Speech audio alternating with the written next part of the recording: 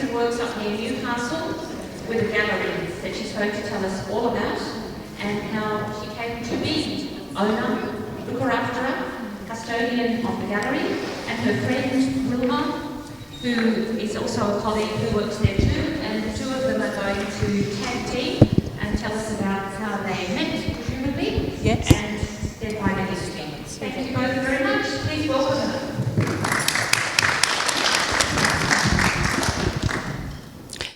Thank you very much. Is that right? So thank you for asking Wilma and I to come down today from Newcastle to have a chat about how we got into fibre art and a bit about the gallery. So I'm going to talk about Timeless Textiles Gallery. Thanks, Wilma. I just thought I'd give you a quick run through about my life for about 5 seconds. My formative years was I was country born up in Mudgee, around a lot of boys, as you can see. I've had a health training, both in nursing, community health, palliative care and midwifery, and I was lucky enough to work all over the country. I had also the pleasure of running very large public health programs, addressing different health and social inequalities, working in a range of government agencies for 25 years.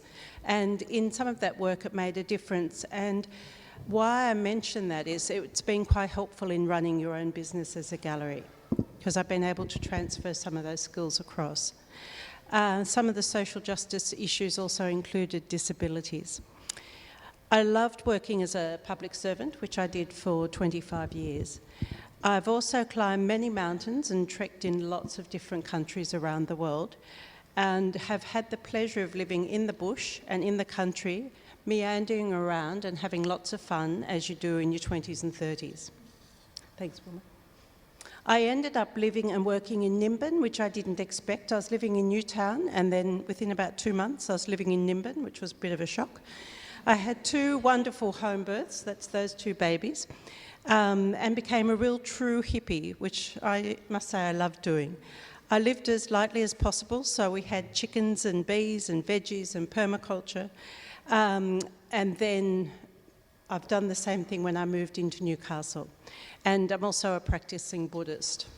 Next one, thanks, Wilma. Whilst I was in Nimbin, I was very fortunate to be able to work with Polly Sterling, who's an extraordinary felt maker.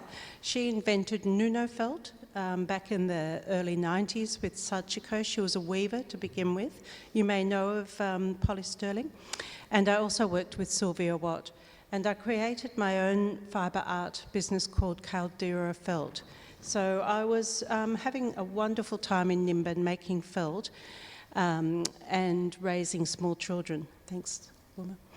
It was a very idyllic life, and we had 15 acres of garden, permaculture garden, and an orchard, and had a wonderful circle of friends.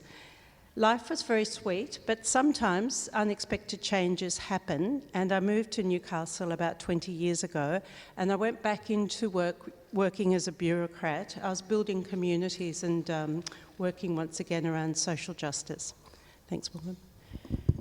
And then about 11 years ago, I found myself hanging out here in this cave with Jetsuma Tenzin Pamo. She's an English woman who's lived in this cave for 12 years in a very remote area of the Himalayas, as you would, I suppose. And this particular view changed my life from being a bureaucrat into running a gallery. The opportunity had come up where 20 of us went on a pilgrimage with Jetsuma to her cave, and for some reason I just had to go. I knew nothing about her or where the cave was, but I read the book and was lucky enough to get on a trip up there with her. Thanks, Wilma. We started off at her nunnery that she's built. She's established it for young women from the border regions across from Bhutan, across to the west of India, in Himachal Pradesh, in the northwest of India. And every rock and every building has been placed thinking about the importance that a nunnery held for these young women who mostly escaped from a lot of abuse. They were Tibetan women, they were women from Nepal as well as Bhutan. Cheers. And to date, there's about 100 young nuns living in this beautiful space. We travelled north in the north part of India, thanks Wilma, meeting the most remarkable people, and it was a real pilgrimage. We met the state oracle for His Holiness the Dalai Lama. So each of it was very eye-opening for me. Up till then I'd been a bureaucrat. Yeah, I'd been a bit of a hippie in Nimbin, but I hadn't been exposed to any of these sorts of things. Thanks, Wilma. It wasn't a 4 weeks holiday, as Jetsuma would keep reminding us. It was a pilgrimage that we were on. So we travelled up, thank you, up to Lahore, which is just at the top, where 10 nuns lived in this area, in this little village. And Jetsuma, first of all, came to this village to do some meditation, and then she found the cave that we went to, which was 13,200 feet high above sea level. And she built some enclosed walls. The area was approximately the size that Wilma and I have here, and this is where she lived for 12 years. Supplies were delivered to her, and she grew turnips and potatoes, and it was very living with great hardship, but she thrived in this solitary spiritual practice where she lived for so many years. And she finally came out when she was 45, which is a long time if you think about putting all those years away. She occasionally took visitors, but the last 3 years was in total solitary life. Thank you, Wilma.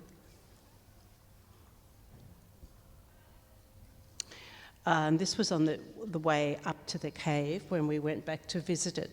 So she hadn't been back, and this was a pilgrimage she did with us. And the reason I'm raising it, because it was quite significant in order to get me out of a comfortable public service job into running a gallery. Cheers, Wilma.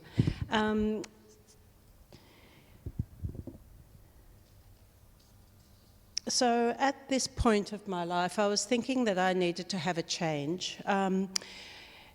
I didn't quite know what to do with myself, whether I should stay as a bureaucrat or whether I should become a consultant or whether I should really change direction and follow my own passion. And there were two things I learned on this wonderful 4-week experience. One of them was Jetsuma saying that if only we women realised the difference we could make if we truly worked together as women. And for anyone who's worked in a bureaucratic process, you probably know that that doesn't occur very often. And secondly, from the nuns, which is the next slide, what I learnt from them was about the simplicity of joy and happiness. If you can live in a very easy way, which they certainly lived in a very poor way, the level of happiness and joy was remarkable. I've never experienced anything like what I experienced with them. So from that point, I decided that I'd follow my passion, which I did fearlessly but not too recklessly. Thanks. So one of the great loves I have was the beauty and wonderment of fibres and textiles. I'd worked around and played around fibre art for probably 20 years of my life.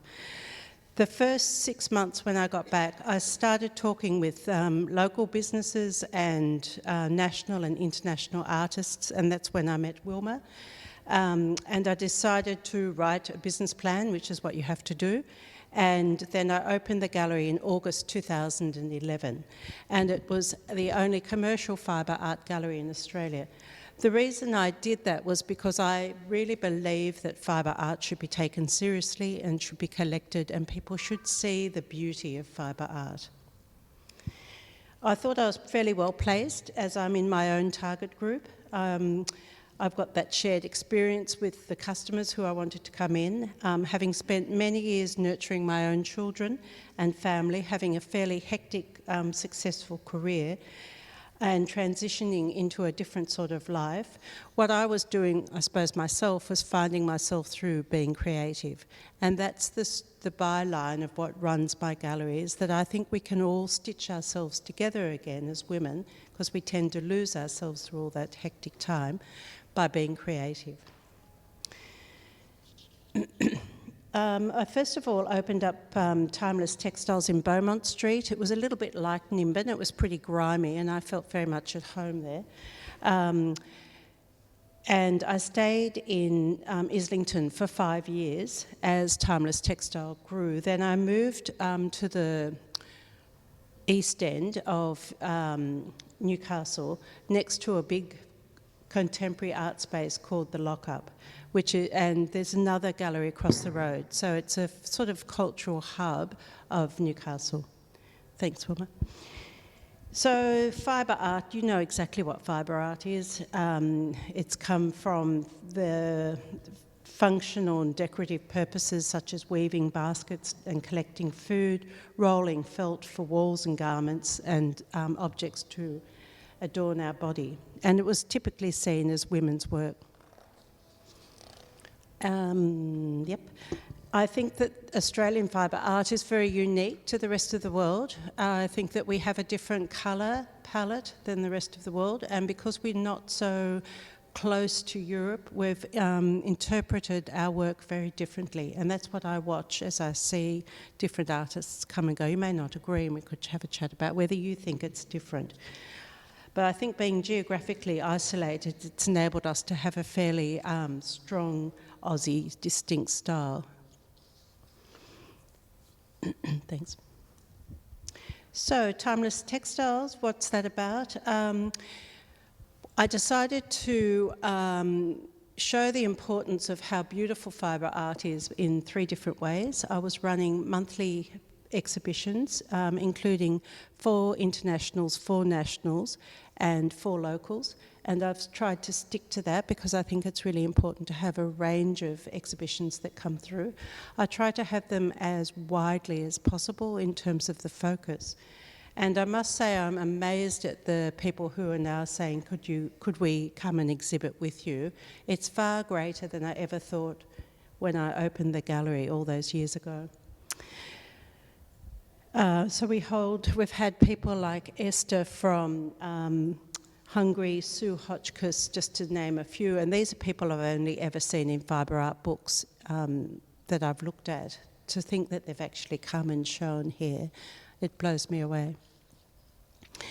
Just in case I don't have enough to do, Wilma and I, also curate exhibitions for the other large galleries around, particularly around Newcastle, though we have brought one show here to Sydney. So we've had Holding, which was small vessels. These are national and international exhibitors that come together, and there was 23 who made very small, beautiful vessels, and that was at Newcastle Art Gallery. Wilma and I did a beautiful project called Stitched Up, and this is some of the work from that, which was 193 girls that were in an industrial school in Newcastle. Very little was known about that. And that was a hugely successful show that we held with, I think, about 25 artists. And once again, it was a mixture of artists using a whole range of different fibre art techniques. That same show we brought down to the New South Wales Embroidery Guild. And I think we're going to give the girls one more outing. That was a beautiful show. Some of the other planned exhibitions is one called This Ain't the Archies. So it's about portrait, the Archibalds. So it's fibre artists doing portraits using fibre art of other fibre artists. And we'll show that at Maitland Regional Art Gallery. And Wilma and I are doing one called We Women over in Iceland that'll also come back here. So I think this period of time that we've been running Timeless Textiles is the opportunity to just keep raising the profile of how beautiful fibre art is. We also hold workshops, and many people, but mostly women, come to learn a new skill or have fun or meet new people. And I think it's a wonderful way of just playing. It's a bit about I can't do that, I'm not good enough, but if you give them the opportunity to have another go, they will learn another skill. These are held every fortnight, and they cover a broad range of topics from beginners, such as felt making, to masterclasses. We also have delicious morning tea and lunch so that women can have a really great day out. The underlying premise of Timeless Textiles is that Wilma and I wanted to create a place where women could come together and find themselves. I sometimes look at my two beautiful children who are in their 20s and think about where did that zest go. I used to have that zest that they have, and I think we can find it again by being creative, and I'm sure you all know that whenever you sit down to your wheels or you knit or you weave. So about 9 years ago, Wilma and I started the Wednesday group, where we have a range of community arts events that raise awareness and funds for women's issues. We both love to build communities around us because that's the work that we've both done in the past, where we share skills of creating, supporting our own communities and making a whole lot of work for great causes, such as this Flying Free project, where we raised over $30,000 for 3 different refuges in Newcastle. So I'm going to now pass you over to Wilma, who will talk about the Wednesday group and Fearless Flowers, which is our current event for International Women's Day. There you are. Thank you, Anne. For those of you who didn't hear, my name's Wilma. I haven't lived in a cave, but my head is still in the Himalayas. I've just come back from Nepal on a social enterprise trip, so dealing with organisations that support village women particularly.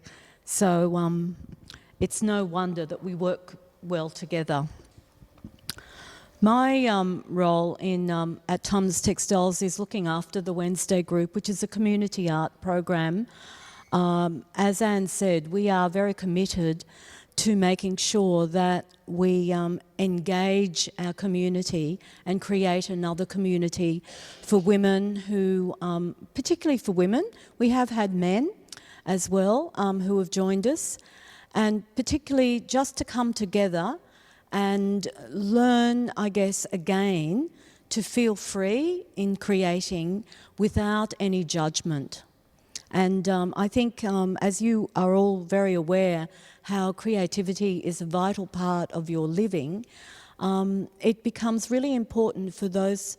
We have quite a number of women who have just joined us this year who have recently lost their husbands or lost family members, and they've just found just great joy in being with other women and creating for a cause. This year we decided, having raised lots of money for homelessness programs, anti-violence programs, supporting early intervention preschool programs, we decided we would support the ovarian cancer research program at the Hunter Medical Research Institute. As many of you would be aware, ovarian cancer is a very insidious disease. It is usually very late in its detection, and so women who are diagnosed with ovarian cancer do not have a very good prognosis. The research which is being done in Newcastle at the moment is really cutting edge, and it is about the treatment and about the early detection or earlier detection of ovarian cancer. We have a very good friend called Jill Emberson who is an ovarian cancer sufferer, so it was a very easy choice to choose that particular research program. We've just been amazed and inundated with people offering support from all over the countryside. I don't know if you saw an ABC documentary they made about Pink Meets Teal is the campaign, trying to raise awareness for funding fairness for breast cancer and ovarian cancer. So if you happen to look at Australian Story, not this Monday coming, but next Monday coming, we will be on Australian Story. And so the women who come on Wednesdays come in with great smiles on their faces. They're so happy to be together, and they create these wonderful kinds of fabric flowers, all sorts. We've had crocheted, knitted, woven, felted, folded, stitched, all sorts of all sorts of flowers. And what we do with these flowers is that for every donation to the campaign, we create a little bunch of flowers to the donor as a thank you. And I think we're going very well at the moment, really, really fantastically. But the real joy of this community art program is not about whether we make money or whether we make anything. It is about the coming together and creating a sense of identity and creating this beautiful community that is within the gallery. And I think Anne and I both love that whole idea that Timeless Textiles is not just a gallery, it is actually a community. Yeah, I think that's it. For you.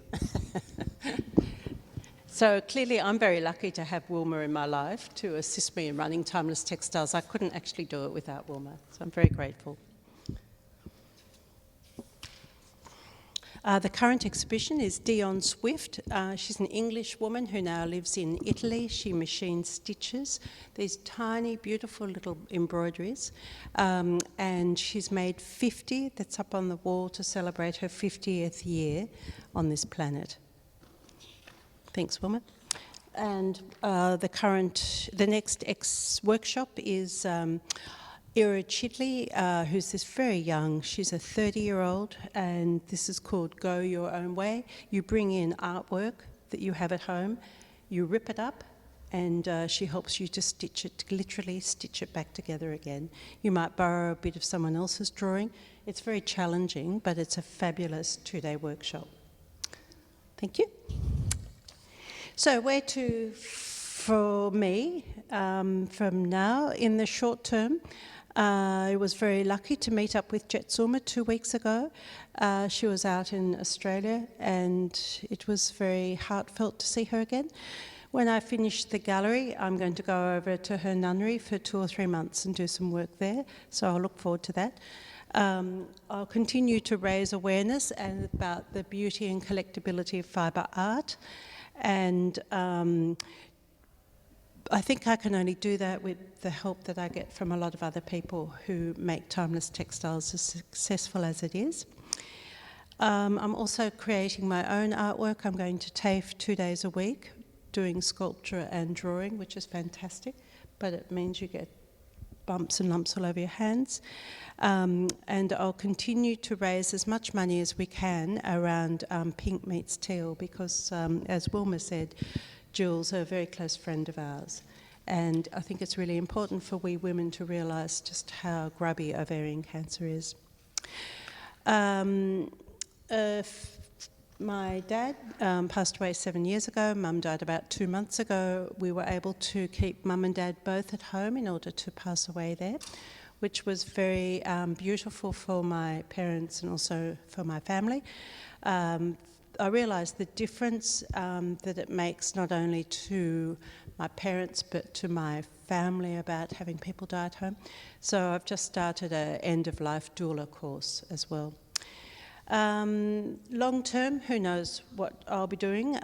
Maybe Wilma and I might be still at Timeless Textiles in some period of time. And if I can, I'd love to climb one more mountain before I die, but who knows about that. Anyway, thank you for having us both here and talking a bit about ourselves, which is a bit self-indulgent, and also talking about Timeless Textiles. Was there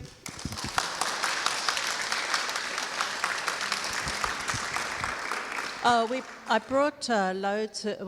I brought a copy of each of the workshops, and there's a brochure about the upcoming exhibitions and workshops. And if you want to, you can go onto Timeless Textiles website and go on the mailing list, and you'll only get an email probably once a fortnight. I don't put them out too often, but it'll just keep you up to date as to what's coming up. And you can always delete me. My kids give me a bit of support when that happens, but that's all right. Is there anything any questions you had for either Wilma or I about any of that quick run through about what we do at Timeless Textiles? Who do you think was your most popular artist Oh, gee. Popular in terms of for us, or sales, or people coming through the door? All of the above.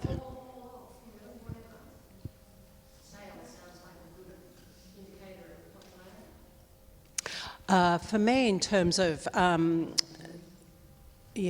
so Esther would be the biggest artist that's been through. She's the darling of Europe and winning big awards all over the world, as is Sue Hotchkiss. So they're not the most popular, and they don't make big sales, but in terms of the big artists, which I think is a remarkable success, that they would come to Australia to show. Nicola Henley is an artist, an Irish artist who does screen printing of birds, and she's been doing this for 30 years, and she'll screen print about 10 times so that you see the birds moving and flying across land, and then she stitches into them. She's probably our biggest seller of artwork. Wilma's been very successful. For her first exhibition, filled the room, and people sharpened their elbows to buy Wilma's work. I don't know. I've been amazed, I think. I've been knocked over at the people who do want to come and show, and after a year or two I stopped having to ask people, and I now have a 3-year waiting list. And it feels like the gallery runs way ahead of me, and I scrabble behind to keep up with it.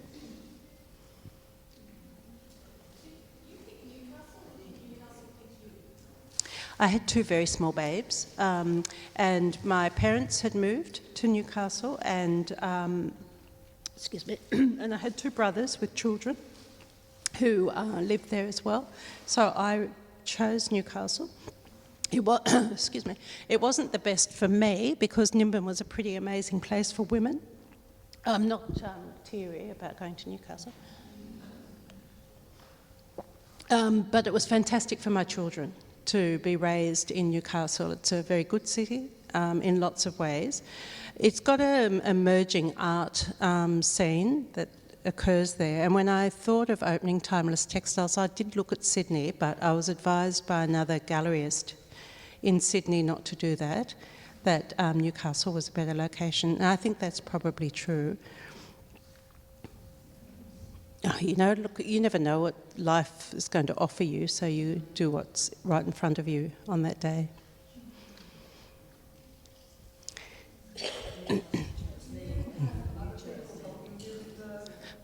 Yes, I do have other people helping me. Wilma's the height she is because I lean on her all the time.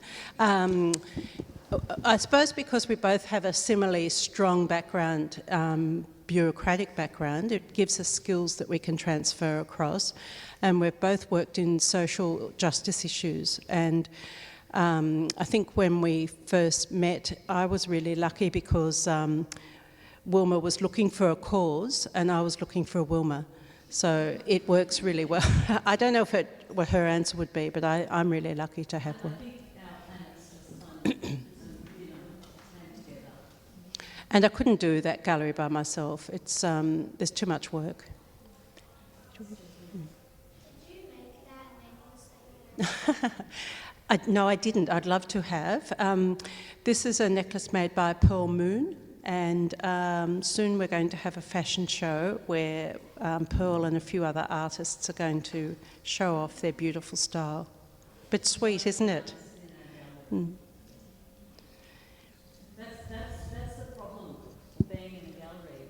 You see all these beautiful work from other artists, and you've just got to have them.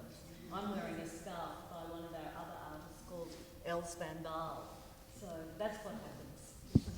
I'll just go back to that comment about Wilma. I come up with a lot of ideas, and I'll send Wilma about 20 emails, and she'll say, "Nah, bad idea. Nah, bad idea." So she'll. So it's very helpful for me to have someone who just sort of reins things in a bit and keeps us both on track. Can I say that you're all very welcome to come up to the Wednesday group. It's very easy to come up by train. You're very welcome to come up to the Wednesday group. It's very easy to come up by train. And if you have a group that you'd like to just keep together, we will also run the Wednesday group on any other day that suits you, and you can just come up and have a bit of fun with your own group in our workshop space and make some flowers or not. You know, that's what we say. You make something or not, you can just sit there and have a cup of tea and a piece of cake and chat. And you can also buy the flowers or make donations on the website if you're so well moved for that. Thank you.